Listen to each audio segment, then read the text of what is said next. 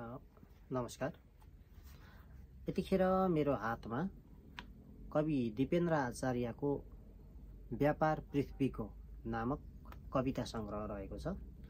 यो कविता संग्रह भर्खरै भदौ 21 गते 2082 सालमा विमोचन भएको कृति हो। कवि दिपेन्द्र आचार्य इलाम जिल्ला सूर्योदय नगरपालिका निवासी कवि हुनुहुन्छ। आज उहाँको यही कविता संग्रहबाट म एउटा कविता वाचन गर्न गइरहेको छु र मैले वाचन गर्ने कविताको शीर्षक छ हामी। हामी शीर्षकको कविता वाचन गर्न गइरहेको छु। कविता यसरी सुरु हुन्छ।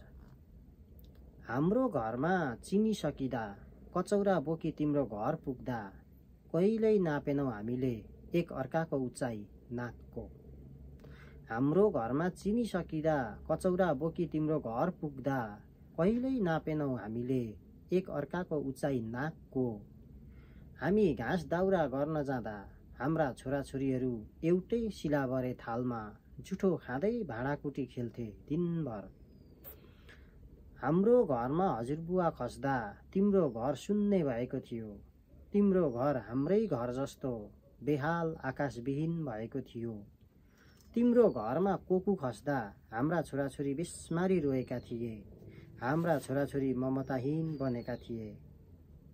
हाम्रो घरमा पूजा लाग्दा तिम्रो परिवारमा व्रत हुन्थ्यो।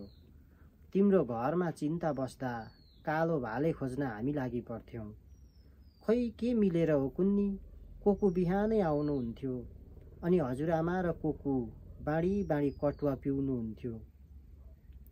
उही आँगन, उही गोरेटो, उही ढुङ्गा, उही धारा, उही दसैँ तिहार, उही उधौली उभौली, उही लोसार, उही धरती, उही आकाश, उही मेचिकाली, उही सगरमाथा, उही सूर्य, उही चन्द्र। कसले सिकायो नाप्न उचाइ नाकको? कसले सिकायो छुट्याउन आकार आँखाको? कसले बिर्सायो मिलाउन मन छिमेकको? हाम्रो लडाईँ त गरिबी विरुद्ध थियो, अशिक्षा विरुद्ध थियो, बेरोजगार विरुद्ध थियो, भ्रष्टाचार विरुद्ध थियो, कुरीति विरुद्ध थियो, भेदभाव विरुद्ध थियो, असमानता विरुद्ध थियो। कसले लडाउन खोज्दैछ हामीलाई एक अर्का विरुद्ध? कसले भत्काउन खोज्दैछ हाम्रो एकताको पर्खाल? हामी त सुङ्निमा पारुहाङ शिव पार्वती एकै मानेर बाँची आएको युगौं युग। मुन्दुम हाम्रै हो, वेद हाम्रै हो, त्रिपिटक हाम्रै हो, गीता बाइबल कुरान सब हाम्रै हुन्। अनेक रङको यो साझा नेपाल हाम्रै हो सूर्य चन्द्र रहेसम्म। धन्यवाद।